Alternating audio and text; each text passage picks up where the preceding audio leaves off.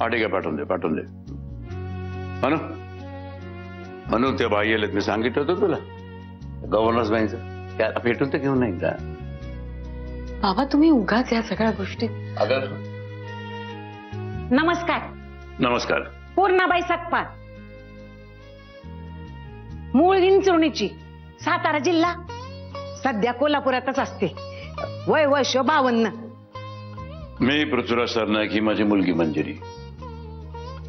नमस्कार. तिच्या मुलीसाठी आम्हाला गव्हर्नन्स म्हणून कोणीतरी हवंय, म्हणून आम्ही बघतोय. 2000 साली काश्मीरात माझं धनी शहीद झालं. लान्स नायक बाजीराव सकपाळ. तवा धन ही अशी कामं करते आम्ही. 12-13 वर्षाचा अनुभव आहे मला. हा, शेवटचं काम पुण्यात केलं. मेडेकर म्हणून फॅमिली होती. आता ते अमेरिकेला असतात, बोजमानला. हा, पण सध्या आता मी पुतण्याकडे राहते, कोल्हापुरातच. हा, त्याच्याकडेच असते मी. तुमची मुलं कुठे असतात? स्वतःच असं मूलबाळ नाही मला. तुम्हाला मूल नाही आणि तुम्ही मुलं सांभाळता? स्वतःची नव्हती, पण समध्या आळीची मुलं लहानाची मोठी केली म्या. अव, आपल्या पळसात नाही उगवला आंबा, पण दुसऱ्याच्या दारात झाड लावूच नाही असं थोडीच आहे. हे बघा पूर्णताई, मी आणि माझी मुलगी आम्ही दोघंच इथे राहतो. माझा भाऊ आणि त्याची बायको पुण्याहून जाऊन येऊन इथे असतात. मी बऱ्याचदा बाहेरगावी असतो, त्यामुळे इथे मंजिरी एकटीच असते. किंवा तिला सोबत म्हणून आणि बाळाची काळजी घ्यायला म्हणून कोणीतरी आम्हाला हवंय. बाकी घरातलं इतर काही काम तुमच्यावर पडणार नाही. पडलं तरी त्याची काय फिकीर नाही. आता घरात बाळ वाढवायचं म्हणजे घर नेटकं ठेवायला हवं ना. आणि ते तसं नेटकं ठेवायला 4 वेळा उठबस झाली तरी माझी काय बी हरकत नाही. काय बी कुरकुर करायची नाही मी. ठीक आहे मग, तुम्ही जरा बाहेर थांबता का? आम्ही जरा. वय जाते ना साहेब. बाहेर पेरूच्या झाडाला कीड लागली या. नाही म्हणजे तुम्ही मला कामाला ठेवा, अगर नका ठेवू, पण झाडाची ट्रीटमेंट करून घ्या. हा, मी आहे बाहेर.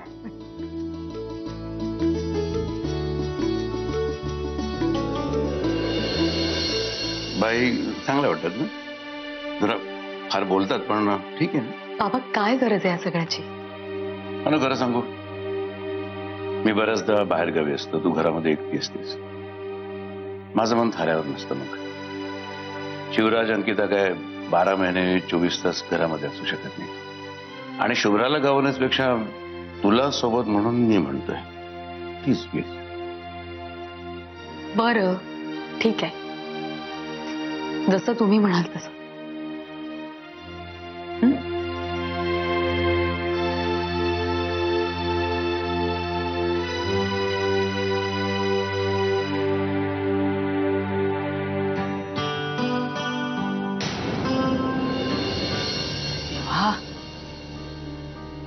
ही 2 जण ऑस्ट्रेलियाहून परत येत आहेत. वहिनी, आता कसं होणार ग? कोणास ठाऊक. सगळी काळजी त्या परमेश्वरालाच. जे घडतंय ना ते खरं मानायचं की खोटं हेच कळत नाहीये मला. एक संकट कमी म्हणून की काय दुसरं लगेच हातात हात घालून पुढे येऊन उभं राहतं. सत्य आणि मंजिरीचा संसार नाही वाचवू शकलो आपण.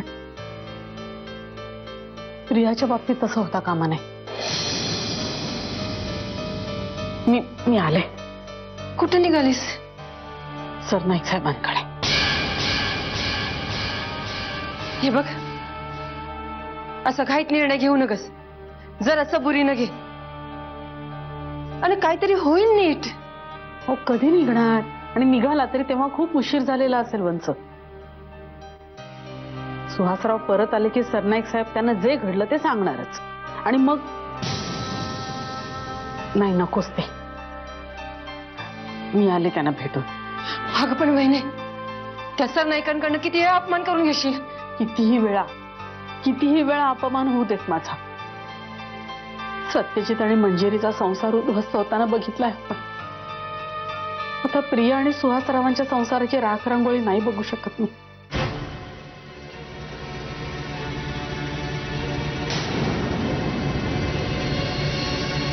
माझे बबडू. काय काय झालं काय झालं? हे बघ हे बघ हे बघ आपल्याकडे काय आहे बघ हे बघ हे बघ काय आहे काय ओके शुभ्रा अगं काय झालं बाळा? येऊ का? या ना मावशी. अगो बायो ये का ढोगो बाई दे माझ्या. अगं काय रडतीये? काय माहिती खूप रडते. द्या द्या द्या माझ्याकडे द्या. आले आले आले आले. हा हा आईला त्रास द्यायचा होय असा? नाही त्रास द्यायचा असा होय. गप्प गप्प गप्प. हा असं कस गप्प झाली? काय नाव काय म्हणायचं? शुभ्रा. शुभ्रा लई गोड आहे. टाळ उभरली आमची. हाड पर बी कणखर दिसती. अजूनही अंगावर घेतीस ना? की नाही आताच बाहेरचं सुरू केलंय मी. ए गुंडी गडबड दंगा करतीस भाई? हा का झोपू देत नाही साईला रात्रीची ग? दिवसात अशी शांतच असते ती. हा रात्रीत जरा रडारड असते आमची. काही सवयी अशा आहेत की त्या मोडतच नाही. म्हणजे अहो म्हणजे तिच्या बाबांचं गाणं ऐकून झोपायची सवय आहे ना तिला. आता ते शक्य होत नाही म्हणून मग रडते. एवढ्या लहान वयात बी बापाचा आवाज बरा ओळखते बघ. हा कुठे असतात कुठे हिचं बाबा? हा ते नसतात इथे. कुठं बाहेरगावी असतात का?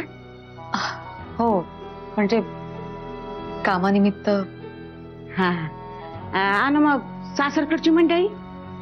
मावशी काय आहे ना मी तुमच्या सगळ्याच प्रश्नांची उत्तरं नाही देऊ शकत. कसं आहे पोरी तू माझ्या हातात तुझं मूल नाही तुझ्या काळजाचा तुकडा दिलाय. तेव्हा जेवढी माहिती मिळेल ना तेवढी बरी ना. नाही म्हणजे तू नाही दिलीस तरी काही अडत नाही. हा कसं आहे ना मावशी खर तर माझ्या मुलीला सांभाळायला मला कुणाची गरज नाहीये. पण बाबांनी आग्रह धरला आणि तुम्हाला बघून सुद्धा असं वाटलं की त्या जमलं आपलं नाही ना. मग जमलं की. नाहीतरी आमच्या जवळ अशाच आया येतात ज्यांना आपल्या मुलांची गैरसोय होते. तेवढ्यासाठीच असतो ना आम्ही. पण तुझा जीव तुझ्या पोरीत गुंतला या दिसतंय ना मला. आणि अशा घरात काम करायला मला आवडेल. घे झोपली बघ तुझी लेक.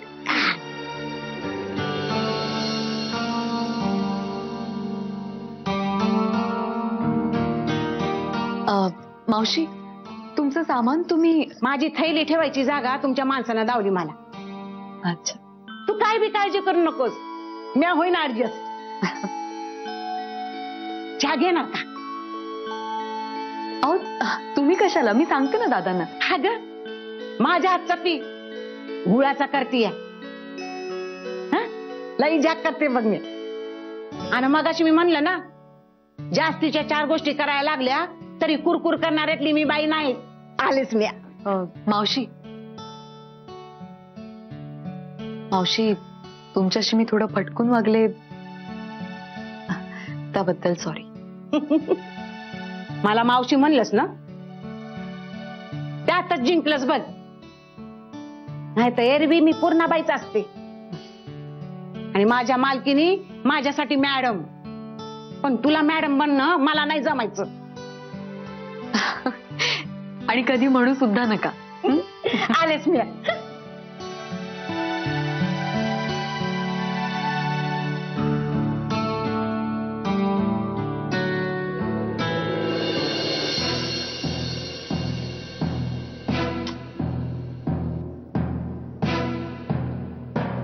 नेत्रा काय झालं?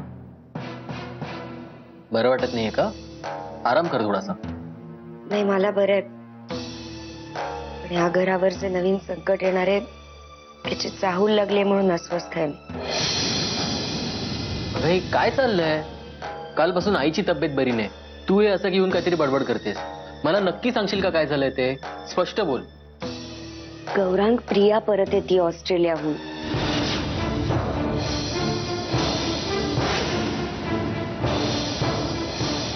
देवा. गौरांग, मी आईंशी बोलायचा प्रयत्न केला, आत्यांशी बोलायचा प्रयत्न केला, पण त्या दोघी माझं काहीच ऐकून घ्यायला तयार नाहीये. प्लीज तू तरी ऐकून घे. तुला कळतंय नाही किती गंभीर आहे ते. ठीक आहे ना, प्रिया परत येते या गोष्टीचं आपण केवढं टेन्शन घ्यायची गरज आहे. आणि तसंही प्रिया परत आली तर ती आता सुहासच्याच घरी जाणार. अगं तिचं लाईफ सेट आहे. आणि सर्वात महत्वाचं म्हणजे तू या गोष्टींचं टेन्शन कशाला घेतेस. ग दादाला काय वाटेल, आई काय म्हणाली, आत्या कशी वागली, हे सगळं एका बाजूला. तू आता फक्त स्वतःचा विचार कर. नेत्रा, तेच तुझ्या भल्यासाठी आहे. गौरांग, माझ्या भल्यापेक्षा या घराचं भलं जास्ती महत्वाचं आहे माझ्यासाठी. माझ्या हातनं ज्या काही चुका घडल्या त्याच्याबद्दल प्रायश्चित्त घ्यायचंय मला. माझ्या चुका सुधारण्याची संधी तर द्या. तुला हे कळत नाहीये का की प्रिया एकदा या घरात आली आणि तिला जर दादा आणि मंजिरी वहिनींमध्ये ताण निर्माण झाला हे कळलं तर ती कधीच हे घर सोडून जाणार नाही. तिला हेच हवंय. याचा दादांना खूप मनस्ताप होईल. गौरांग, नेत्रा, काय बोलतेस तू हे सगळं. अगं ते सगळं जाऊ दे ना, ते जुनं आहे आता.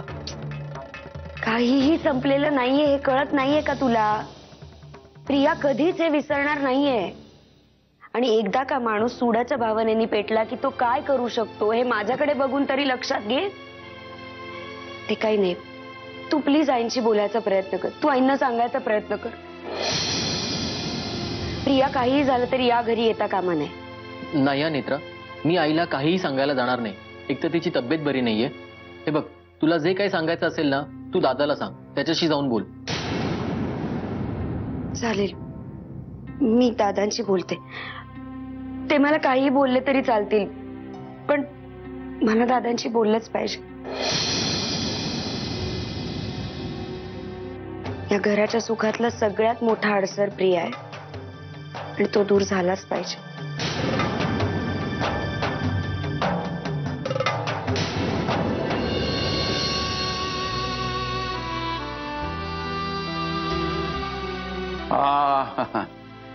काय ग, कसा केला दिवस. पूर्णाबाई काय म्हणतात. चांगल्या आहेत. तुझं जमलं का त्यांच्याशी. माझ्यापेक्षा शुभ्राचंच जास्त जमलंय. त्यांच्याकडे बघून केवढी हसतेय. चला गुड. मी तुला म्हटलं नव्हतं. बाबा, त्यांना माहित नाहीये मी इथे अशी माझ्या वडिलांबरोबर का राहते. त्यांनी मला शुभ्राच्या बाबांबद्दल विचारलं, पण मी सांगितलं त्यांना की ते कामानिमित्त बाहेरगावी असतात म्हणून. अगं आज ना उद्या त्यांना कळणारच नाही. उद्या कोर्टामध्ये केस उभी राहिली की मग. बाबा, मग आपण कोर्टातल्या गोष्टी घरी नको ना डिस्कस करायला. अगं पण मुधोळकरांकडची मंडळी आपल्या घरावरती धडका मारायचे थांबवणार आहेत का, असं वाटतंय तुला.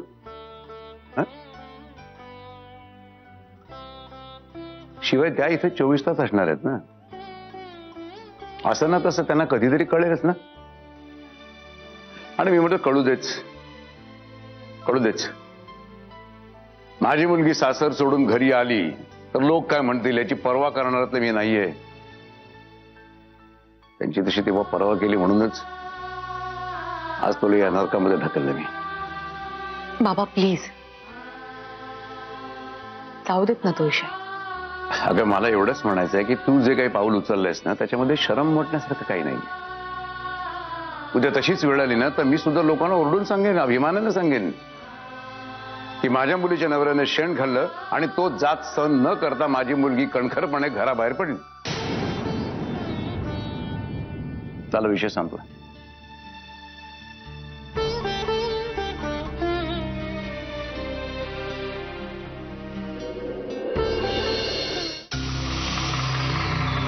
तुम्ही आमच्याशी केलेल्या सौद्यानुसार मला सांगतो अजयराव, आम्ही इतका आटोकाट प्रयत्न केला तुमच्या मिसेसला शोधायचा, पण तुम्ही आमच्याशी केलेल्या सौद्यानुसार तुमचे काही मिसेस सापडेच नाही ना.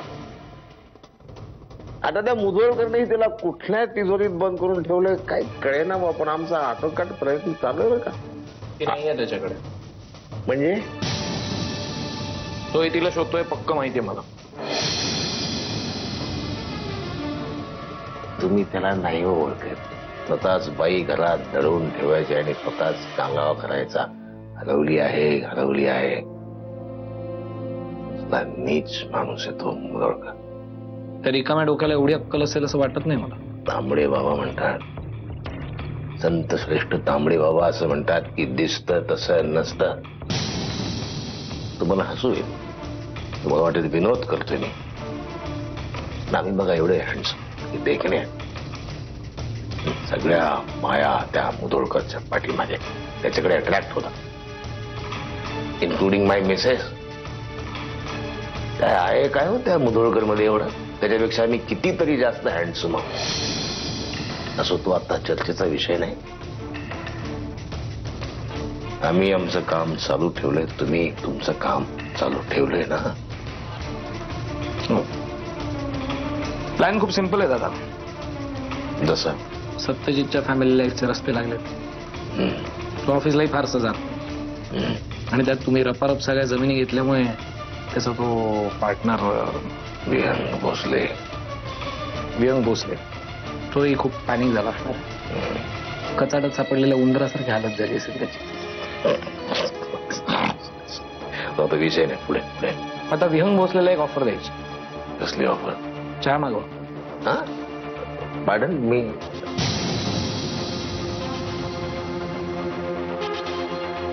चहा मागवा, मग सांगतो दादा. चहा मागवल्यावर सांगाल तुम्ही.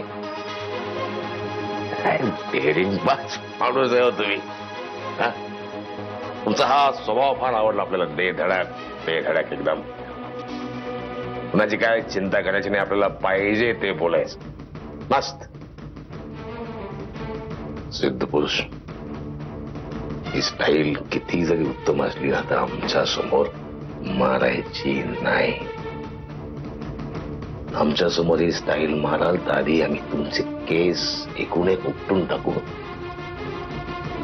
नंतर तुमच्या मानेची तुमच्या हाताशी अशी गाठ बांधून सोडवता आयुष्यच आहे. तुमचे मिसेस सापडले की नाही मला माहित नाही, पण तुम्ही हरवून जाल याची काळजी आम्ही स्वतः जातीनं घेऊ. तेव्हा स्टाईल कितीही उत्तम असली तरी कुठे आणि कुणासमोर मारायची त्याचं भान असू द्या.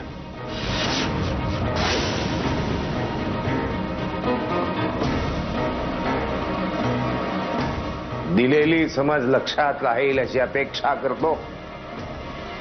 समंजसात समंजसपणे वागा. नैन तुम्हारे दर्पण मेरा चांगली येते. नैन तुम्हारे दर्पण मेरा कसं करतो असे. अब तो दर्शन दे दो बाबा, अब तो दर्शन दे दो बाबा, दे दो बाबा.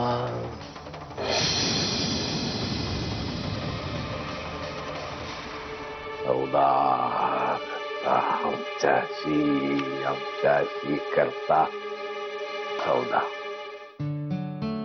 अरे काल अशक्या वाडेकरचा मुलगा भेटला होता.